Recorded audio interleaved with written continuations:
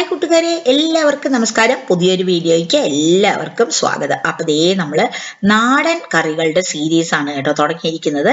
അപ്പൊ ആദ്യം തന്നെ ഞാനിവിടെ നാടൻ സീരീസില് അടിപൊളിയായിട്ടുള്ള ഒരു പുഴുക്കാണ് കാണിക്കുന്നത്. അപ്പൊ ഇതിനായിട്ട് ഞാനിവിടെ എന്തൊക്കെ സാധനങ്ങളാണ് വേവിച്ച് വെച്ചിരിക്കുന്നതെന്ന് നോക്കിയാലോ. അതിന് മുന്നേ നിങ്ങളിൽ ആരെങ്കിലും എന്റെ ചാനൽ ആദ്യമായിട്ട് കാണുന്ന ആൾക്കാരുണ്ടെങ്കിൽ ചാനൽ ഒന്ന് സപ്പോർട്ട് ചെയ്യണം കേട്ടോ.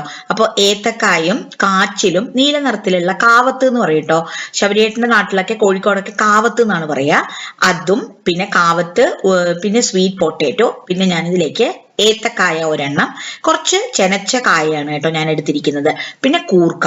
ഇത്രയും സാധനങ്ങൾ കൊണ്ടാണ് നമ്മൾ ഇന്ന് പുഴുക്ക് ഉണ്ടാക്കിക്കൊണ്ടിരിക്കുന്നത്. അപ്പൊ ഇത് ഗോതമ്പ് കഞ്ഞിയുടെ കൂടെയാണ് ഞാൻ ഇന്ന് സെർവ് ചെയ്തത്. അടിപൊളി ടേസ്റ്റ് ആയിരുന്നു. അപ്പൊ സാധാരണ കഞ്ഞിയുടെ പൊടിയരി കഞ്ഞിയോ എന്തിന്റെ കൂടെ വേണമെങ്കിലും നമുക്കിത് കഴിക്കാം. പിന്നെ ദേ നമ്മൾ ഒരു നാളികേരത്തിന്റെ പകുതി, അരമുറി തേങ്ങ ചിരകിയതും അതിലേക്ക് ഞാൻ കുറച്ച് ജീരകവും പച്ചമുളകും കൂടി ചേർത്ത് കൊടുത്തിട്ടുണ്ട്.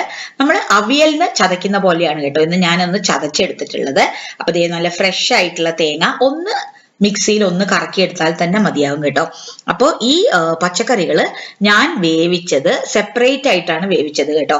അപ്പൊ കുക്കറിൽ ഒരൊറ്റ വിസിൽ വരുന്നത് വരെ സിമ്മിൽ വെച്ച് ഒന്ന് വേവിച്ചെടുക്കുക.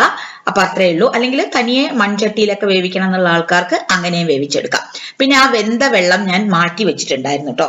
അപ്പൊ കുറച്ച് ലിക്വിഡ് ആയിട്ട് വേണം എന്നുള്ള ആൾക്കാർക്ക് അതും കൂടി ഒന്ന് ചേർത്ത് കൊടുക്കാം. ആ വെള്ളവും കൂടി ഒഴിച്ചതിന് ശേഷം നമ്മൾ ഇതിനെ നന്നായിട്ട് തിളപ്പിക്കുക. കുറച്ച് വെളിച്ചെണ്ണ ഉപയോഗിച്ചിട്ടാണ് ഞാനിത് തയ്യാറാക്കിയിരിക്കുന്നത്. ഇതിലേക്ക് കടുകൊന്നും ഞാൻ വറുക്കാറില്ല കേട്ടോ. പിന്നെ കുറച്ച് ഫ്രഷ് ആയിട്ടുള്ള കറിവേപ്പിലയും കൂടി ചേർത്ത് കൊടുത്ത് അപ്പൊ ഇതിനെ ജസ്റ്റ് ഒന്ന് ഉടച്ചു കൊടുക്കാം. കണ്ടില്ലേ, നല്ല അടിപൊളിയായിട്ടുള്ള നമ്മുടെ പുഴുക്ക് റെഡി ആയിട്ടിരിപ്പുണ്ട്. അപ്പൊ ഇതിന് തിരുവാതിര പുഴുക്ക് എന്നും പറയും കേട്ടോ. ഇത് നമുക്ക് പല പേരുകളിൽ പല നാടുകളിൽ അറിയപ്പെടുന്നുണ്ട്.